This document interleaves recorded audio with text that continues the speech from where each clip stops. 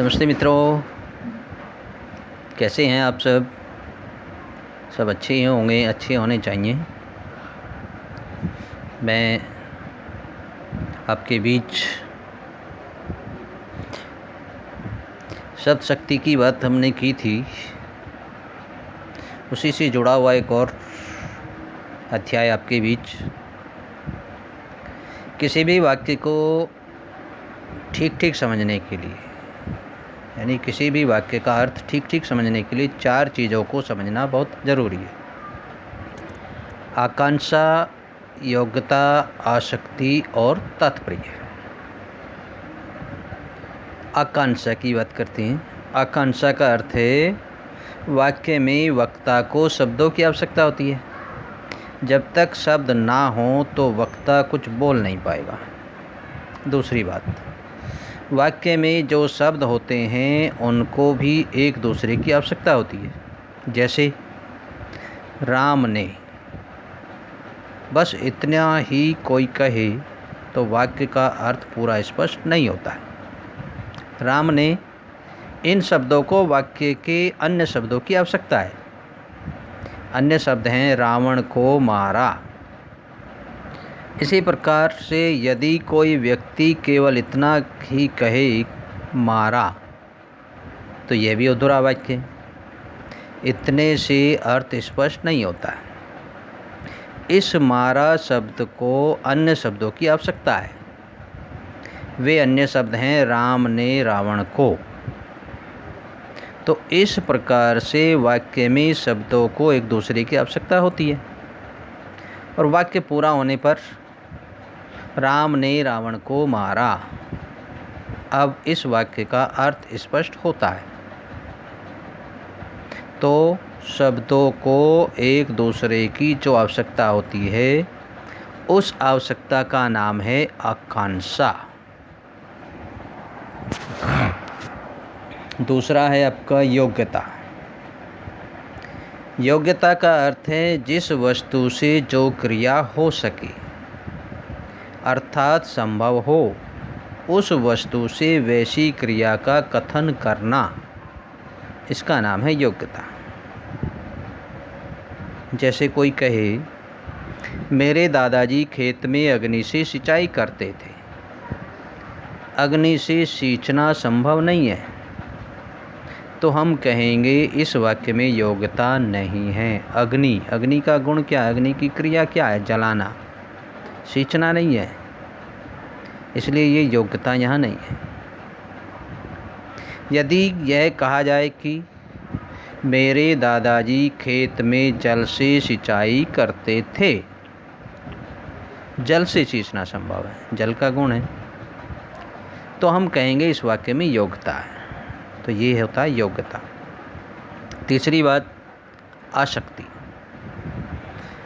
इसका अर्थ है शब्द में वाक्य में जिस शब्द को जिस शब्द के साथ जोड़कर लिखना, बोलना चाहिए, उस शब्द को उस शब्द के साथ जोड़कर लिखें या बोलें, तब तो अर्थ ठीक है बनेगा।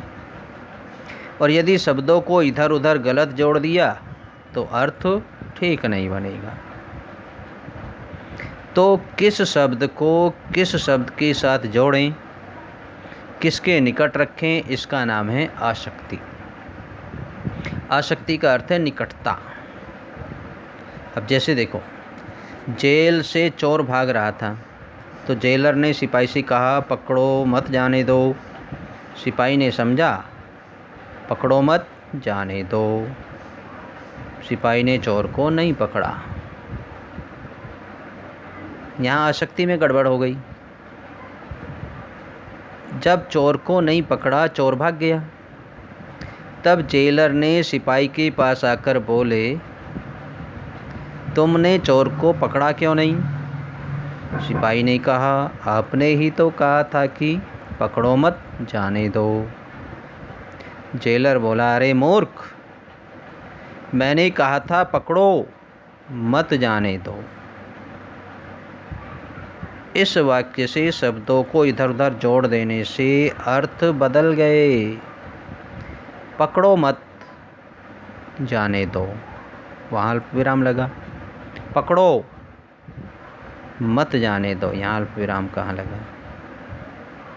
तो ऐसे ही शब्दों का ठीक ठीक प्रयोग, ठीक ठीक अल्प विराम का प्रयोग करना आसक्ति होती है। तो शब्दों को आपस में ठीक ठीक जोड़ना जिससे अर्थ ठीक निकले, इसका नाम है आसक्ति। चौथी बात, तात्पर्य। जिस अभिप्राय से वक्ता या लेखक ने अपना वचन बोला हो या लिखा हो, उसके वाक्य से वही अभिप्राय लेना, इसका नाम है तात्पर्य। यदि वक्ता या लेखक का अभिप्राय कुछ और था तथा हमने इसका अर्थ कुछ और ले लिया, तो इसको छल कहेंगे और हम वक्ता के तात्पर्य से बाहर चले गए, भटक गए, ऐसा माना जाएगा। जैसे किसी ने कहा कि बादलों के होने पर वर्षा होती है, तो इस कथन में वक्ता का तात्पर्य यह है कि कारण के होने पर कार्य होता है। बादल है कारण और वर्षा है उसका कार्य। तो कारण पहले होता है, कार्य बाद में होता है। तो इस नियम से वक्ता का अभिप्राय यही था कि यदि बादल होंगे तो वर्षा होगी, यदि बादल नहीं होंगे तो वर्षा नहीं होगी। अब किसी दूसरे व्यक्ति ने उसका खंडन किया और ये कहा कि अनेक बार बादल होने पर भी वर्षा नहीं होती, इसलिए आपका कथन गलत है। लेकिन नहीं, वो गलत नहीं। यदि ऐसा अर्थ निकाला जाए तो इसका अर्थ है कि श्रोता ने वक्ता का तात्पर्य ठीक से नहीं समझा अथवा जानबूझकर छल का प्रयोग किया। तो यह माना जाएगा कि वह वक्ता के तात्पर्य से भटक गया।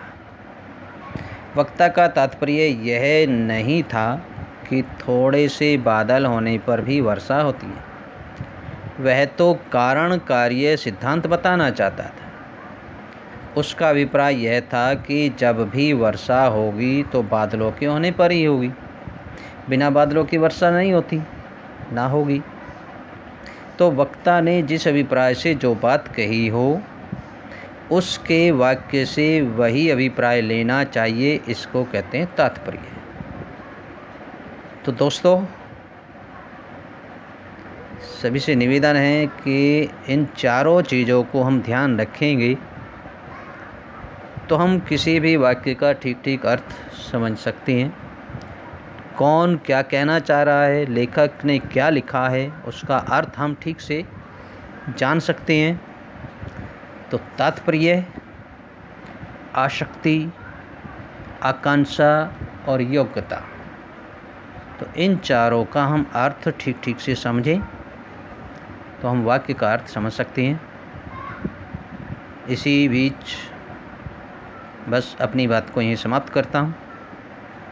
आशा करता हूँ कि आप इसको अच्छे से समझेंगे, पढ़ेंगे और सोचेंगे और बहुत अच्छा समझ में आएगा।